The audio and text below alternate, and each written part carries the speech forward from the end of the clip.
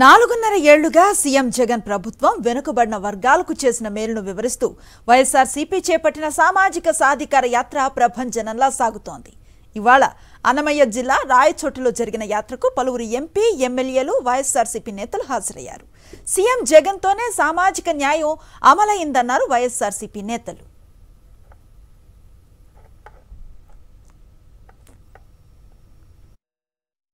చంద్రబాబు నాయుడు ప్రభుత్వంలో ఒక్కరన్నా మైనార్టీ మంత్రిగా ఉన్నారా? లేడు. ఈ దేశంలో ఒక్కడంటే ఒక్కడు మైనార్టీలకు ప్రాతినిధ్యం లేని ప్రభుత్వం నడిచిందంటే అది చంద్రబాబు నాయుడు హయాంలోనే నడిచింది.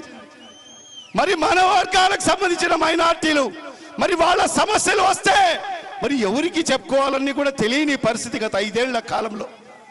మరి మన సమస్యలు మరి ఎవరికి ఇచ్చారు? మంత్రి పదవి మైనార్టీకి సంబంధించి పల్లె రఘునాథ్ రెడ్డి గారికి ఇచ్చాడు. మరి తర్వాత ఆయన కాడ నుంచి తీసేసి మరి ఆ శాఖను ఎవరి కాడ పెట్టుకున్నారంటే స్వయంగా చంద్రబాబు నాయుడు ఆ తన వద్దే పెట్టుకోవడం జరిగింది. ఎవరన్నా ఒక మైనార్టీ సామాజిక వర్గానికి సంబంధించిన వ్యక్తి ముఖ్యమంత్రి కాడికి వెళ్ళి నాకు ఈ సమస్యని చెప్పుకోవడానికి అవకాశం ఉంటుందమ్మా? లేదు. ఎందుకంటే కక్షతో మైనార్టీలు చంద్రబాబు నాయుడుకు ఓటు వేయలేదని ఒక అక్కసుతో మైనార్టీలను ఒక్క మంత్రి కూడా ఇవ్వని పాపాన పోయాడు చంద్రబాబు నాయుడు.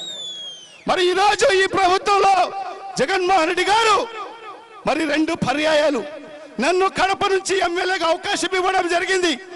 మరి 2వ పర్యాయం గెలిచిన తర్వాత తన మొట్టమొదటి మంత్రివర్గంలో నాకు అవకాశం ఇచ్చాడు. మంత్రిగా అవకాశం ఇవ్వడమే కాదు, ఈ రాష్ట్రానికి ఉప ముఖ్యమంత్రి. ఇది ఒక చరిత్ర. దేశంలో ఏ రాష్ట్రంలో కూడా ఒక మైనార్టీకి ఉప ముఖ్యమంత్రి ఇచ్చిన దాఖలాలు లేవు.